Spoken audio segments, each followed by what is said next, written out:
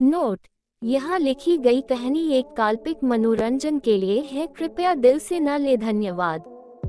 ये love story मेरी भाभी की है जो दिल्ली में रहती थी। शादी के बाद जब मैं उनसे पहली बार मिला तभी घुल मिल गया।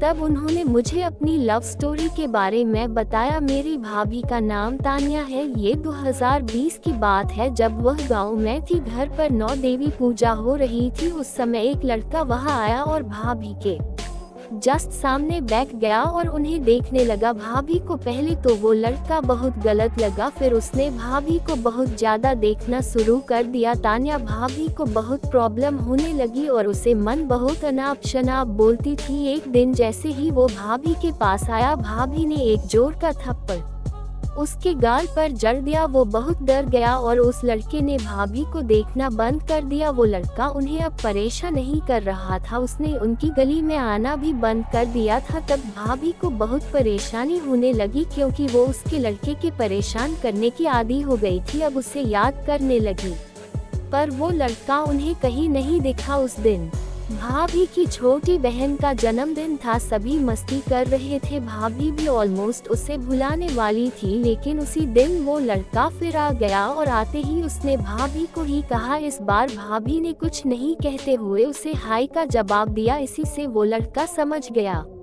कि कुछ तो बात है। फिर मेरी भाभी के भैया आए और बोले, अरे अमन, तू यहाँ क्या कर रहा है, चल थोड़ी बर्थडे में हेल्प कर। तो वो लड़का हेल्प करने लगा। हाँ, एक लाइट लेके घर पर चढ़ गया। मेरी भाभी ने उससे कहा, गिर जाओगे? तो उसने कहा, तुम हो तो सही मुझे संभालने के लिए। तान्या भाभी ने स्माइल की, वो भी स्माइल करने लगा। फिर बर्थडे सेलिब्रेट हुआ, सभी पार्टी में एंजॉय करने लगे। तभी वो लड़का आया और बोले, तान्या मैं तुमसे कुछ कहना चाहता हूँ। तो भाभी ने बोले, कहो। तो उसने कह, क्या तुम मेरा टाइम पास बनोगी? तो भाभी ने कह, क्या कह रहे हो? तो वो लड़का पहले डरने लगा और उसने बोल दिया, आई लव यू तान्या, मैं तुमसे बहुत प्यार करता हूँ, तुम मेरी जरूरत हो। भाभी तो पहले से ही उससे प्यार करती थी, लेकिन फिर भी बोल दिया, सोचकर बताऊंगी, तुम अपना फोन नंबर दे दो। और 2 दिन बाद भाभी ने बोल दिया, आई लव यू। तो अमन और लव स्टोरी शुरू हो गई। आफ्टर 6 मंथ भाभी की शादी तय हो गई और वो लड़का दोनों अलग हो गए। इसी गम में भाभी ने अपने हाथ पर उसका नाम चाकू से लिख डाला और ये